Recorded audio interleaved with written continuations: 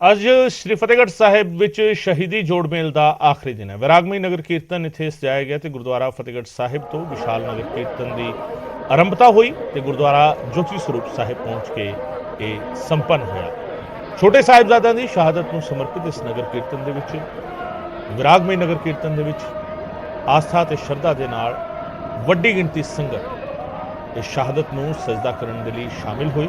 इस दौरान वड्डी गिनती संगत ने हाज़री भरी। माता गुजरी और साहिबजादा की लासानी शहादत को याद किया गया। संगतां दा इकट्ठ उस लासानी शहादत को नमन करने के लिए इत्थे पहुंचा। लासानी शहादत को सिजदा करने के लिए इत्थे पहुंचा। श्री फतेहगढ़ साहब की पाक पवित्र धरती से वड्डी गिनती संगत इकट्ठी हुई।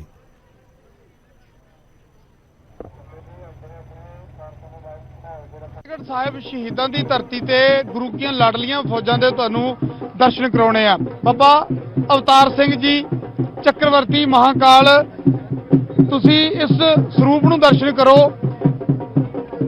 एक वखरा स्वरूप है बाबा जी का। बाबा जी नाल गल करते हैं कि यह स्वरूप, क्योंकि कई सालों तो दर्शन कर रहे हैं और संगत नूं दर्शन करवा भी रहे हैं कि बाबा जी का विलखण स्वरूप है।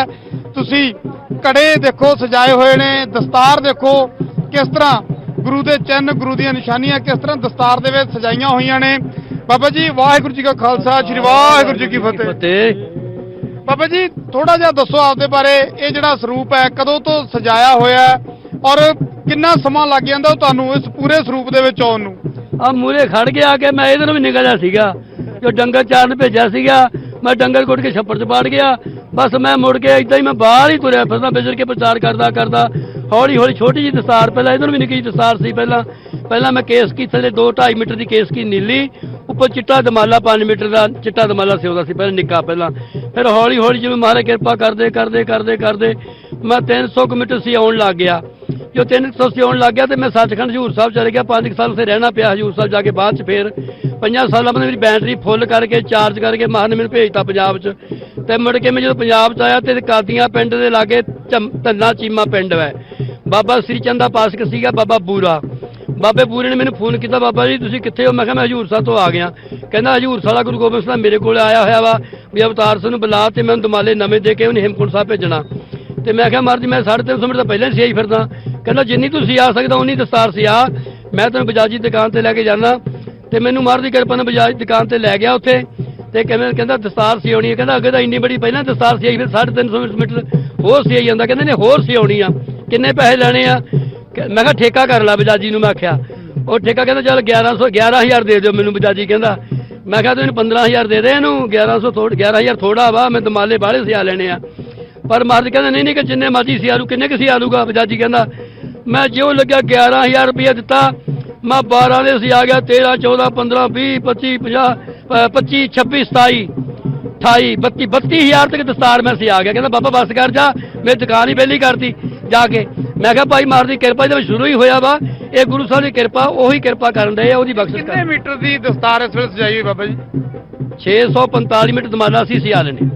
ਤੇ ਕਿੰਨਾ ਸਮਾਂ ਲੱਗ ਜਾਂਦਾ ਇਸ ਪੂਰੇ ਰੂਪ ਦੇ ਵਿੱਚ ਆਉਣ ਨੂੰ?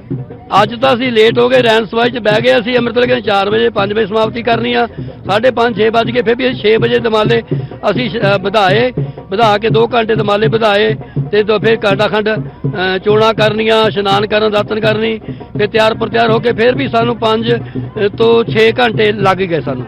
ਤਾਂ ਬਾਬਾ ਜੀ ਨੌਜਵਾਨਾਂ ਨੂੰ ਜਿਹੜੇ ਸੰਗਤ ਇੱਥੇ ਦਰਸ਼ਨ ਕਰਨ ਆਉਂਦੀ ਸ਼ਹੀਦਾਂ ਦੀ ਧਰਤੀ ਤੇ, ਕਈ ਵਾਰ ਕਿਤੇ ਨਾ ਕਿਤੇ ਅਣਜਾਣ ਬੱਚੀਆਂ ਕਤਾਈਆਂ ਵੀ ਹੋ ਜਾਂਦੀਆਂ, ਤਾਂ ਉਹਨਾਂ ਨੂੰ ਕੋਈ ਸਿੱਧੇ ਰਾਹ ਪਾਓ, ਕੋਈ ਸੁਨੇਹਾ ਦੇਣਾ ਚਾਹੋ ਕਿ ਸ਼ਹੀਦਾਂ ਦੀ ਧਰਤੀ ਤੇ ਜਦੋਂ ਆਉਣਾ ਤਾਂ ਇੱਥੇ ਨਤਮਸਤਕ ਹੋਣ ਲੱਗਿਆ ਜ਼ਿਹਨ ਦੇ ਵਿੱਚ, ਦਿਮਾਗ ਦੇ ਵਿੱਚ ਕੀ ਕੁਝ ਚਾਹੀਦਾ ਤੇ ਪਹਿਰਾਵੇ 'ਚ ਕੀ ਕੁਝ ਜ਼ਰੂਰੀ ਹੈ?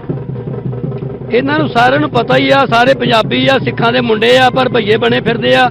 ਇਹ ਕੇਸ ਬਣਾ ਕੇ ਦਮਾਲੇ ਲਾ ਕੇ ਕੜੇ ਲਾ ਕੇ ਹੋਰ ਹੀ ਕੜੇ ਪਾਈ ਫਿਰਦੇ ਆ ਨਵੇਂ ਕੜੇ ਚੱਲ ਪਏ ਆ।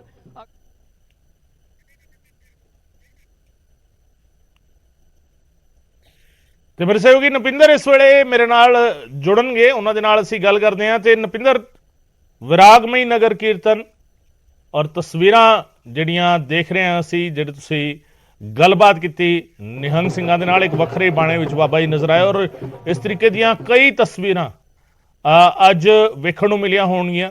ਅੱਜ ਜਿਹੜਾ ਹੈਗਾ ਸੰਗਤਾਂ ਕਿਉਂਕਿ ਵੱਡੀ ਗਿਣਤੀ ਉੱਥੇ ਪਹੁੰਚੀਆਂ ਨੇ। ਫਿਲਹਾਲ ਕੀ ਤਸਵੀਰ ਵੇਖ ਪਾ ਰਹੇ ਹੋ ਨਪਿੰਦਰ, ਓਵਰ ਟੂ ਯੂ। ਤਾਂ ਅੱਜ ਛੋਟੇ ਸਾਹਿਬਜ਼ਾਦਿਆਂ ਦੀ ਸ਼ਹਾਦਤ ਵਾਲੀ ਪਵਿੱਤਰ ਧਰਤੀ, ਛੋਟੇ ਸਾਹਿਬਜ਼ਾਦੇ ਬਾਬਾ ਫਤਿਹ ਸਿੰਘ ਤੇ ਬਾਬਾ ਜ਼ੋਰਾਵਰ ਸਿੰਘ, ਦਾਦੀ ਮਾਤਾ ਗੁਜਰੀ ਜੀ, ਦਾਦੀ ਮਾਤਾ ਗੁਜਰ ਕੌਰ, ਉਹਨਾਂ ਦੇ ਸ਼ਹਾਦਤ ਨੂੰ ਸਮਰਪਿਤ ਅੱਜ ਵੈਰਾਗਮਈ ਨਗਰ ਕੀਰਤਨ ਕੱਢਿਆ ਗਿਆ ਸ਼ਹੀਦਾਂ ਦੀ ਧਰਤੀ ਸ਼੍ਰੀ ਫਤਿਹਗੜ੍ਹ ਸਾਹਿਬ ਵਿਖੇ। ਤਾਂ ਤੁਸੀਂ ਦਰਸ਼ਨ ਕੀਤੇ ਕਿ ਵੱਡੀ ਗਿਣਤੀ ਦੇ ਵਿੱਚ ਲੱਖਾਂ ਦੀ ਗਿਣਤੀ ਸੰਗਤ ਅੱਜ ਇੱਥੇ ਪਹੁੰਚੀ ਇਸ ਸ਼ਹੀਦਾਂ ਦੀ ਧਰਤੀ ਨੂੰ ਨਤਮਸਤਕ ਹੋਣ ਦੇ ਲਈ, ਸਿਜਦਾ ਕਰਨ ਦੇ ਲਈ। ਵੈਰਾਗਮਈ ਨਗਰ ਕੀਰਤਨ ਔਰ ਪਹਿਲਾਂ ਦੇ ਮੁਕਾਬਲੇ ਅਸੀਂ ਦੇਖੀਏ ਤਾਂ ਪਹਿਲਾਂ ਦੇ ਮੁਕਾਬਲੇ ਸੰਗਤ ਨੂੰ ਸੋਝੀ ਜ਼ਿਆਦਾ ਨਜ਼ਰ ਆਈ, ਪਹਿਲਾਂ ਦੇ ਮੁਕਾਬਲੇ ਡਿਸਪਲਿਨ ਜ਼ਿਆਦਾ ਨਜ਼ਰ ਆਇਆ, ਪਹਿਲਾਂ ਦੇ ਮੁਕਾਬਲੇ ਜਾਗਰੂਕਤਾ ਜ਼ਿਆਦਾ ਨਜ਼ਰ ਆਈ, ਮੇਲੇ ਤੇ ਮੇਲ ਦੇ ਵਿਚਲਾ ਫਰਕ ਪਤਾ ਨਜ਼ਰ ਆਇਆ, ਇੱਥੇ ਲੱਗੇ ਲੰਗਰਾਂ ਦੇ ਵਿੱਚ ਫਰਕ ਨਜ਼ਰ ਆਇਆ। ਕਿਉਂਕਿ ਪਹਿਲਾਂ ਕਈ ਤਰ੍ਹਾਂ ਦੇ ਜਿਹੜੇ ਹੈਗੇ ਆ ਸਵਾਦਿਸ਼ਟ ਪਕਵਾਨ ਲਾਏ ਜਾਂਦੇ ਸੀ। ਸ਼ਾਇਦ ਉਦੋਂ ਸੰਗਤ ਕਈ ਵਾਰ, ਕਿਉਂਕਿ ਪ੍ਰਮਾਤਮਾ ਜਦੋਂ ਮਿਹਰ ਕਰਦਾ ਤਾਂ ਉਦੋਂ ਹੀ ਪਤਾ ਲੱਗਦਾ, ਉਦੋਂ ਹੀ ਸੋਝੀ ਆਉਂਦੀ ਹੈ ਕਿ ਕਿਵੇਂ ਕਿਸ ਤਰ੍ਹਾਂ ਦੇ, ਕਿਉਂਕਿ ਇਹ ਕੋਈ ਖੁਸ਼ੀਆਂ ਦੇ ਦਿਹਾੜੇ ਨਹੀਂ, ਇਹ ਵੈਰਾਗਮਈ ਸ਼ਹੀਦੀ ਦਿਹਾੜੇ ਨੇ। ਤਾਂ ਜਦੋਂ ਪ੍ਰਮਾਤਮਾ ਸਭ ਦੇ ਘਰੇ ਖੁਸ਼ੀਆਂ ਰੱਖੇ, ਪਰ ਜਦੋਂ ਕਿਸੇ ਦੇ ਘਰੇ ਮਰਗਤ ਹੁੰਦੀ ਹੈ ਜਾਂ ਕੋਈ ਭਾਣਾ ਵਾਪਰਦਾ ਹੈ ਤਾਂ ਉਹਦੇ ਘਰ ਕੈਸੇ ਸਾਦੇ ਲੰਗਰ ਚੱਲਦੇ ਆ, ਕਿਸ ਤਰ੍ਹਾਂ ਦਾ ਮਾਹੌਲ ਹੁੰਦਾ, ਉਸ ਮਾਹੌਲ ਨੂੰ ਸਮਝਣ ਦੀ ਕੋਸ਼ਿਸ਼ ਹੈ ਜਿਹੜੀ ਉਹ ਸੰਗਤ ਨੂੰ ਕਰਨੀ ਪੈਂਦੀ ਹੈ। ਇੱਥੇ ਨਜ਼ਰ ਵੀ ਆਈ ਹੈ ਲੱਖਾਂ ਦੀ ਗਿਣਤੀ ਸੰਗਤ। ਹਾਲਾਂਕਿ ਹੁਣ ਸੰਗਤ ਘਰਾਂ ਨੂੰ ਜਾ ਰਹੀ ਹੈ। 3 ਦਿਨ ਦੇ ਸਮਾਗਮ ਸੰਪੂਰਨ ਹੋਏ ਨੇ, ਉਪਰੰਤ ਹੁਣ ਅਰਦਾਸ ਉਪਰੰਤ ਸੰਗਤ ਘਰਾਂ ਨੂੰ ਜਾ ਰਹੀ ਹੈ। ਦੂਰੋਂ ਦੂਰੋਂ ਦੁਨੀਆ ਭਰ ਚੋਂ ਸੰਗਤ ਆਈ। ਸਾਡੇ ਨਾਲ ਕੁਝ ਲੋਕ ਮੌਜੂਦ ਨੇ, ਸੰਗਤ ਮੌਜੂਦ ਹੈ ਜਿਹੜੀ ਸੰਗਤ ਇੱਥੇ ਸ਼ਹੀਦਾਂ ਦੀ ਧਰਤੀ ਤੇ ਪਹੁੰਚੀ ਹੈ ਨਤਮਸਤਕ ਹੋਣ ਦੇ ਲਈ। ਸਰਦਾਰ ਸਾਹਿਬ, ਤੁਸੀਂ ਕਿੱਥੋਂ ਆਏ ਹੋ ਜੀ? ਔਰ ਇਸ ਸ਼ਹੀਦਾਂ ਦੀ ਧਰਤੀ ਤੇ ਜਦੋਂ ਪੈਰ ਰੱਖਦੇ ਹੋ ਆ ਕੇ ਜ਼ਿਹਨ ਦੇ ਵਿੱਚ ਕੀ ਕੁਝ ਆਉਂਦਾ? ਉਸ ਸ਼ਹਾਦਤ ਨੂੰ ਜਦੋਂ ਅਸੀਂ ਯਾਦ ਕਰਦੇ ਹਾਂ ਤਾਂ ਕੀ ਕੁਝ ਘੁੰਮਦਾ? ਵਾਹਿਗੁਰੂ ਜੀ ਕਾ ਖਾਲਸਾ, ਵਾਹਿਗੁਰੂ ਜੀ ਕੀ ਫਤਿਹ। ਪਹਿਲਾਂ ਤਾਂ ਜੀ ਅਸੀਂ ਇਹ ਸ਼ਹੀਦਾਂ ਦੀ ਧਰਤੀ ਤੇ ਸਾਡਾ ਜਨਮ ਹੋਇਆ ਬਾਈ। ਸਾਡਾ ਇਹੀ ਇਲਾਕਾ ਹੈ, ਪਿੰਡ ਮਹਿਮਦਪੁਰਾ ਜੀ, ਨੇੜੇ 15 ਕਿਲੋਮੀਟਰ। ਅਸੀਂ ਮਤਲਬ ਹਰ ਜਦੋਂ ਵੀ ਸ਼ਹੀਦਾਂ ਦੇ ਦਿਨ ਆਉਂਦੇ ਆ ਲੰਗਰ ਲਾਉਂਦੇ ਆ ਜੀ। ਲੰਗਰ ਲਾ ਕੇ ਮਤਲਬ 4 ਦਿਨ ਸਾਡੇ ਲੰਗਰ ਲਾਉਂਦੇ ਜੀ ਸਾਡੇ ਨਗਰ ਤੋਂ। ਤੇ ਬਹੁਤ ਅਸੀਂ ਮਹਿਸੂਸ ਕਰਦੇ ਆ ਆਪਣੇ ਆਪ ਨੂੰ ਵੀ ਬੜਭਾਗਾ ਮਹਿਸੂਸ ਕਰਦੇ ਆ ਵੀ ਅਸੀਂ ਇਸ ਜਗ੍ਹਾ ਤੇ ਸਾਡਾ ਜਨਮ ਹੋਇਆ, ਗੁਰਸਿੱਖੀ ਨਾਲ ਅਸੀਂ ਜੁੜੇ ਹੋਏ ਆ। ਤੇ ਬਹੁਤ ਸਾਨੂੰ ਮਤਲਬ ਜਿਹੜੀ ਦੂਰੋਂ ਦੂਰੋਂ ਸੰਗਤ ਆਉਂਦੀ ਹੈ ਜੀ। ਇਹ ਦੇਖੋ ਪਹਿਲਾਂ ਨਾਲੋਂ ਬਹੁਤ ਫਰਕ ਪੈ ਗਿਆ।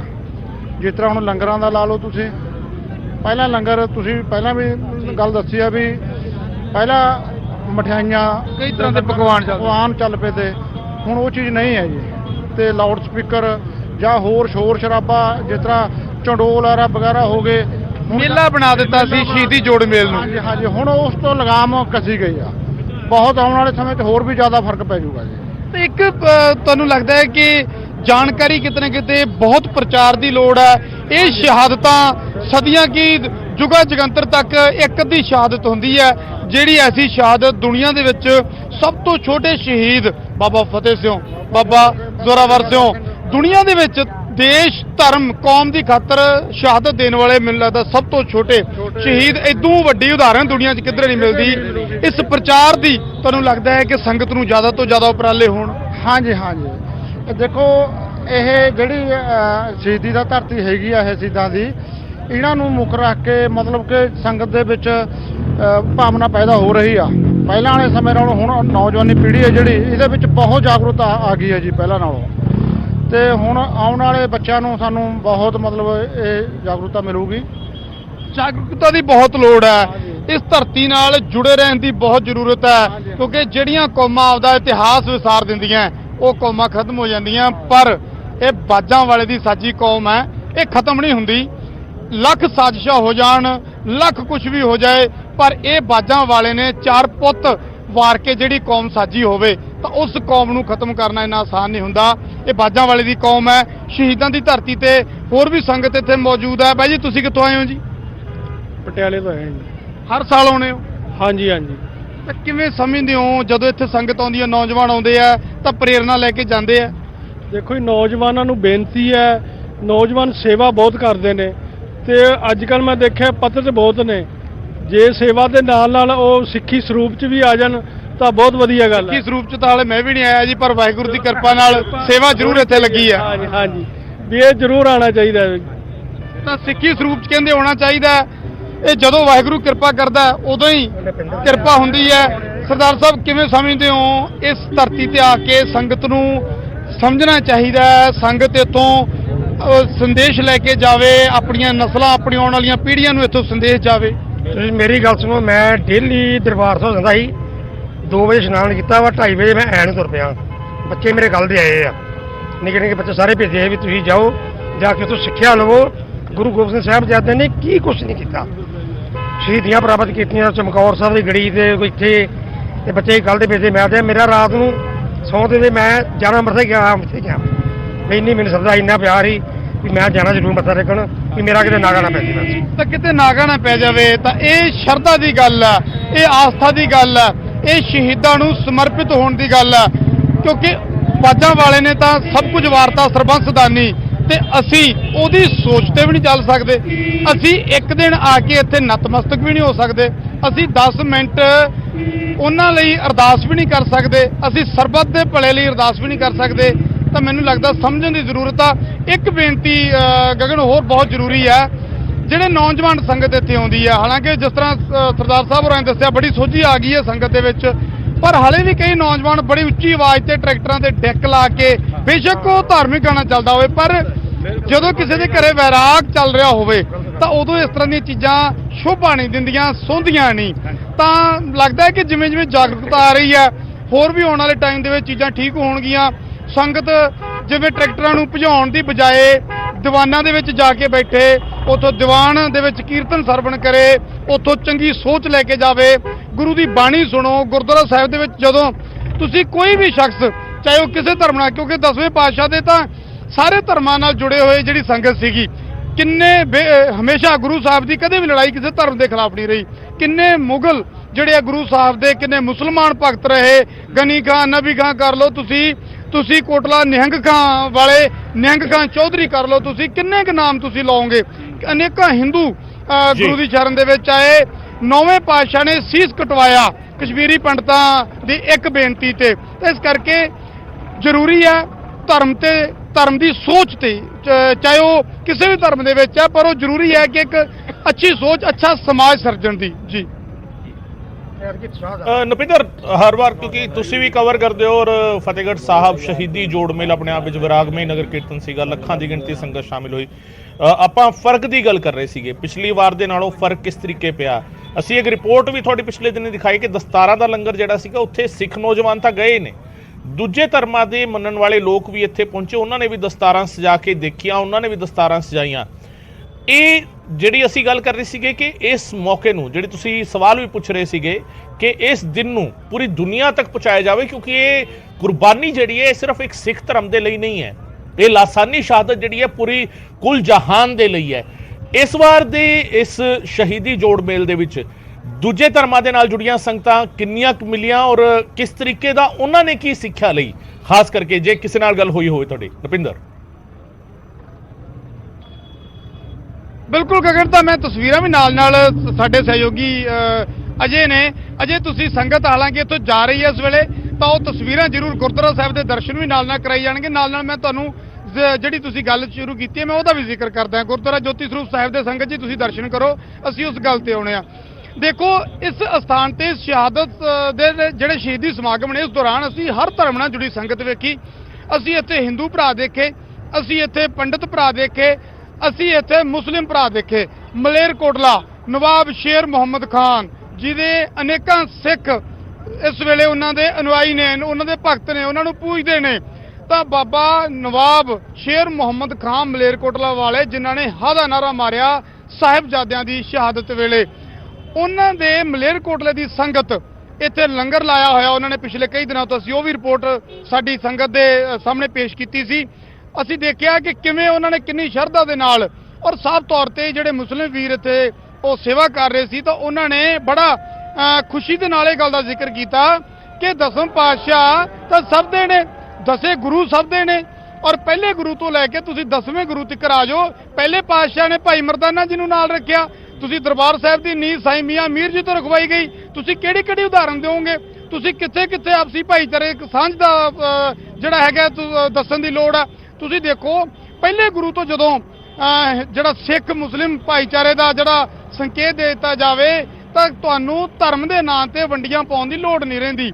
ਔਰ ਸਾਡੇ ਸ੍ਰੀ ਗੁਰੂ ਗ੍ਰੰਥ ਸਾਹਿਬ ਜੀ ਸਾਡੇ ਤਾਂ ਕਿਹਾ ਹੀ ਨਹੀਂ ਜਾ ਸਕਦਾ।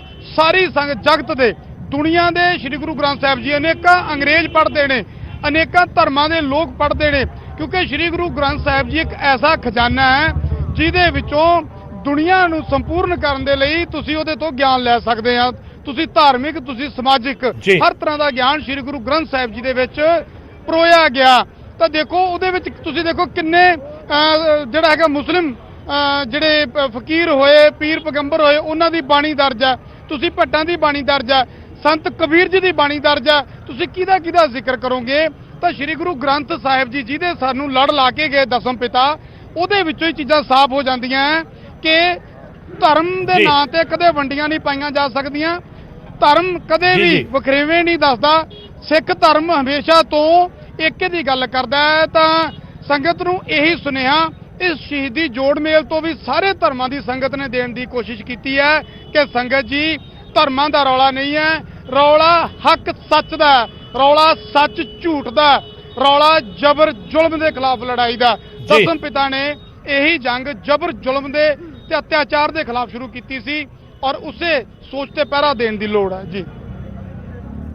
ਬਿਲਕੁਲ ਨਵਿੰਦਰ, ਔਰ ਇਸੇ ਕਰਕੇ ਮੈਂ ਇਹ ਸਵਾਲ ਤੁਹਾਡੇ ਸਾਹਮਣੇ ਰੱਖਿਆ ਸੀਗਾ ਕਿਉਂਕਿ ਬਹੁਤੇ ਦਰਸ਼ਕ ਸਾਡੇ ਅਜਿਹੇ ਹੋਣਗੇ ਜਿਹੜੇ ਫਤਿਹਗੜ੍ਹ ਸਾਹਿਬ ਦੇ ਸ਼ਹੀਦੀ ਜੋੜ ਮੇਲ ਨੂੰ ਸਿਰਫ ਇੱਕ ਖਾਸ ਧਰਮ ਦੇ ਨਾਲ ਜੋੜ ਕੇ ਦੇਖਦੇ ਨੇ। ਸੋ ਇਹ ਸਮਝਣ ਦੀ ਲੋੜ ਹੈਗੀ ਹੈ ਕਿ ਇਹ ਸ਼ਹੀਦੀ ਜੋੜ ਮੇਲ ਜਿਹੜਾ ਹੈਗਾ ਇਕੱਲਾ ਸਿੱਖ ਪੰਥ ਦਾ ਨਹੀਂ, ਇਹ ਕੁੱਲ ਜਹਾਨ ਦੇ ਲਈ ਹੈਗਾ। ਔਰ ਇਸੇ ਕਰਕੇ ਸਾਰੀ ਦੁਨੀਆ ਤੋਂ ਜਿਹੜੇ ਸ਼ਰਧਾਲੂ ਨੇ, ਜਿਹੜੀ ਸੰਗਤਾਂ ਨੇ, ਉਹ ਇੱਥੇ ਆ ਕੇ ਨਤਮਸਤਕ ਹੁੰਦੀਆਂ ਨੇ ਕਿਉਂਕਿ ਲਾਸਾਨੀ ਸ਼ਹਾਦਤ ਜਿਹੜੀ ਹੈਗੀ ਹੈ ਉਹ ਪੂਰੀ ਦੁਨੀਆ ਦੇ ਲਈ ਹੈ।